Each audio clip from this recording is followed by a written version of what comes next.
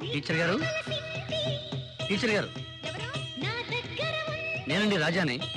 కొబ్బరికాయలు ధాన్యం బస్తాలు తీసుకోవడానికి మనుషులు వస్తున్నారు. ఆ విషయం చెప్పేద్దామని వచ్చాను.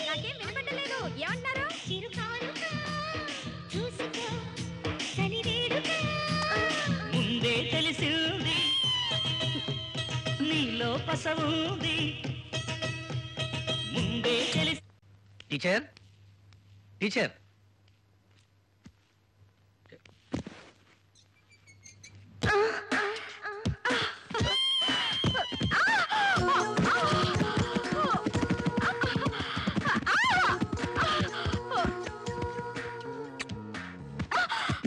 టీచర్ ఏమిటిది?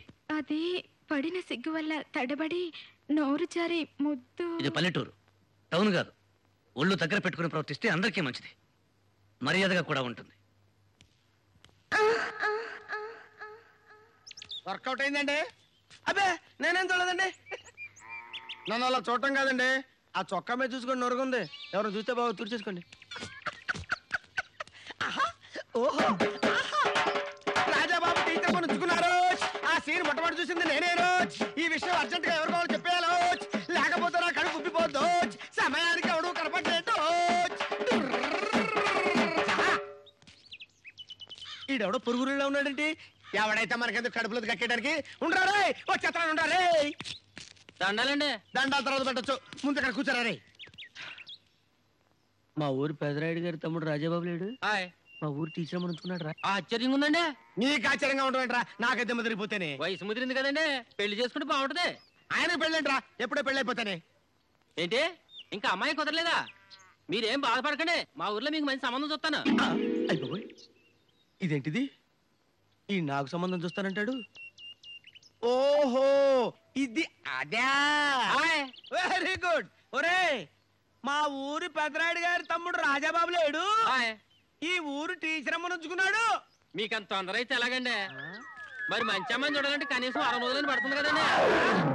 అయ్యి బాబాయ్, చాలా మంది చెవిటోళ్ళని చూశాను కానీ ఈ రేంజ్ చెవిటోళ్ళని నేను ఎక్కడ చూడలేదు. అయ్యో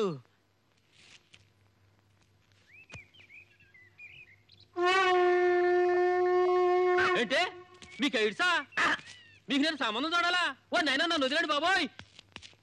ధనుష్, అరే ధనుష్, గొప్పోని సెలెక్ట్ చేసుకున్నావు రే. నీకు ఎయిడ్స్ అంట. ఆ గడ్డముడు భలే కనిపెట్టాడు రే.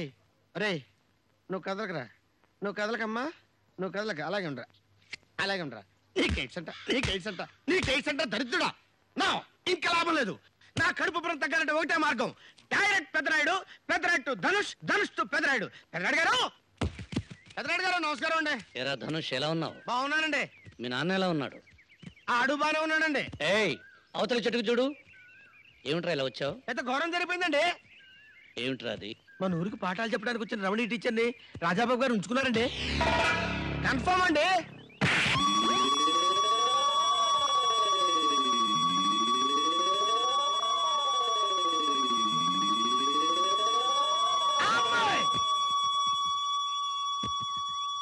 తమరు ఎక్కడున్నారండి?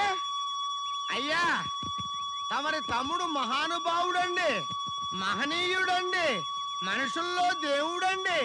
గౌతమ బుద్ధుడు, గాంధీ మహాత్ముడు, యేసుక్రీస్తు ఎంత ఉత్తములు, అంతకంటే ఉత్తముడండి.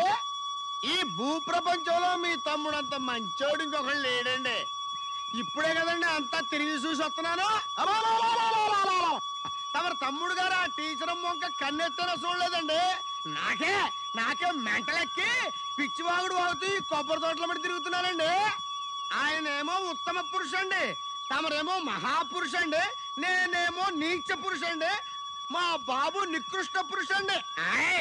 ఆచార్య గారు, వీడిని బయటికి పంపించండి. అయ్యా తమరేదో అన్నారది నాకు క్లియర్ గా కనపడుతుందండి, కానండి చెవులో మాత్రం బుయ్యమని బ్లౌడ్ సౌండ్ తప్ప ఇంకేం వినపడటం లేదండి బాబు. ఈ దెబ్బతో నాకు ఒకటి అర్థమైందండి. సీక్రెట్లు టెలిఫోన్ లోనే ఎందుకు మాట్లాడుకుంటారు, డైరెక్ట్ గా ఎందుకు మాట్లాడుకోరు? నాకు అర్థమైంది, నాకు అర్థమైంది, నాకు అర్థమైంది, నాకు అర్థమైంది. దరిద్రుడు నాకు అర్థమైంది. ఒరే పిల్లకోడా తప్పుకోరా, తప్పుకోరా పిల్లకోడా, తప్పుకో.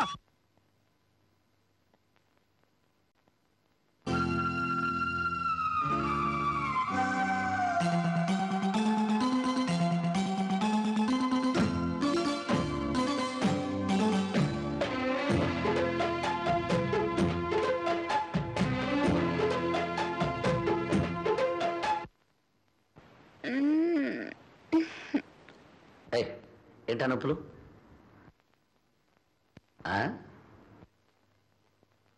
ఆ చెప్పేది ఏదో తిన్నగా చెప్పాడు.